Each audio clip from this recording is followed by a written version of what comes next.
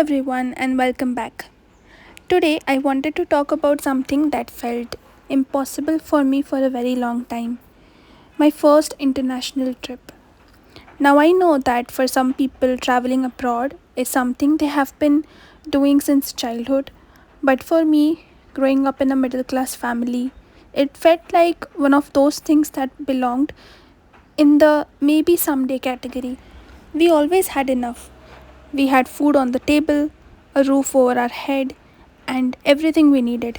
But big purchases were always discussed carefully. Vacations were planned around budgets, every expense had a purpose, and because of that, international travel always felt like a luxury that belonged to someone else's life, not mine. So, when I finally booked my first international trip to Bangkok, it honestly didn't feel real. Even after the tickets were booked, even after the hotel was booked, even after I had spent weeks watching YouTube videos, reading blogs, comparing hotels, planning routes, making budgets, and creating what was probably the most detailed itinerary of my life, it still didn't feel real. And if you're someone who overplans everything, you will understand this. I must have watched hundreds of videos: how to use the BTS, how to use the MRT, where to shop, what scams to avoid, how much cash to carry, what apps to download. I wanted to be prepared for everything. Looking back now, I think planning the trip was almost as exciting as taking the trip itself. Finally, February arrived. Me and my sister were ready with everything.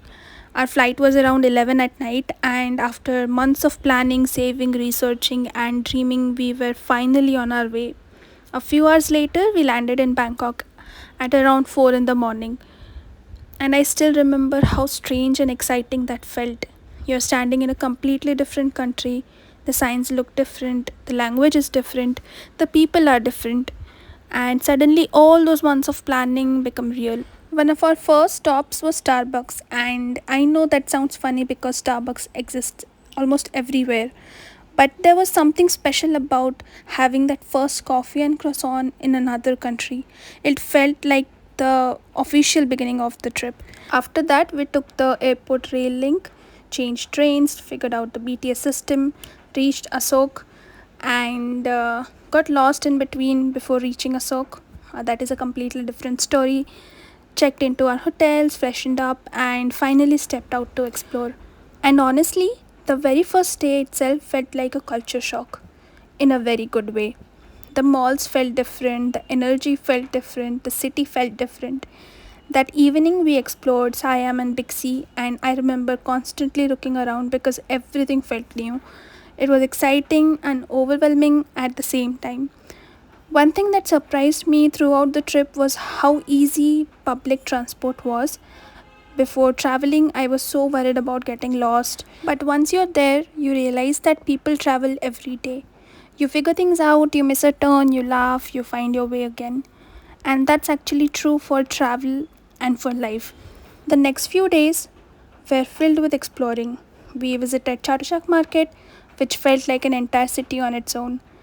Everywhere you looked, there was something new: food, clothes, souvenir, little shops, and somehow, no matter how much you walk, you still felt like you have only seen half of it. Because exploring 15,000 stalls is not a joke. We spend our evenings wandering through different markets and exploring places we had only seen on YouTube before. And that's one thing I loved about Bangkok. Every day felt different. One day you're shopping, the next day you're exploring temples, the next day you are sitting in a cafe watching the city move around you. One of my favorite memories from the entire trip was visiting Wat Arun. Pictures don't prepare you for seeing it in person. After that, we went to Icon Siam and later to Eagle Nest, and we stayed until the evening. As the sun started setting, the sky slowly changed colors and Vataran began glowing in that beautiful golden light.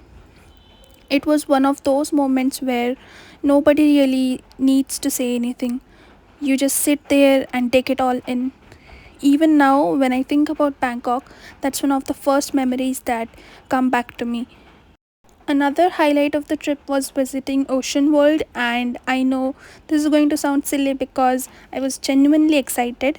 It was my very first time seeing sharks, my first time seeing stingrays, and most importantly, my first time seeing penguins. I don't know how to explain this. I was completely fascinated. There were children's acting calmer than I was. I was standing there smiling like I had just met a celebrity.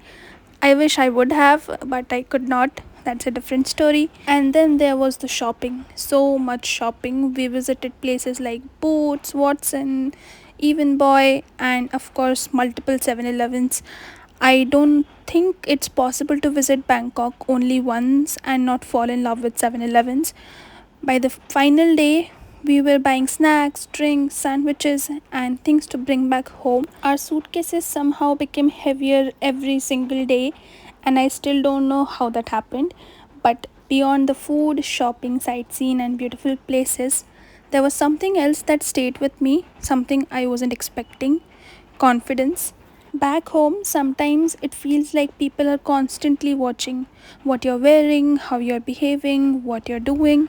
There's always an opinion waiting around the corner. But in Bangkok, I noticed something different. People were simply living their lives.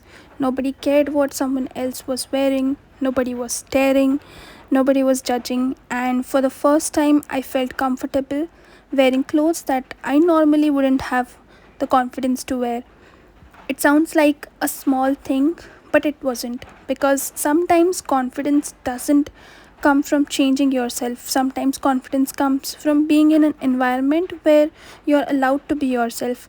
That trip changed something for me. Not dramatically, not overnight, but it made the world feel bigger.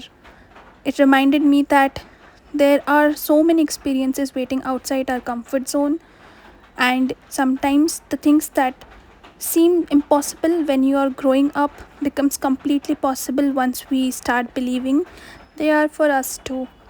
Bangkok wasn't just my first international trip, it was proof that some dreams eventually move from maybe someday to I actually did it. And honestly, that's a feeling I will never forget. Thank you for listening, and I would love to know what was the first trip that changed the way you looked at the world. I'll talk to you again soon. Bye.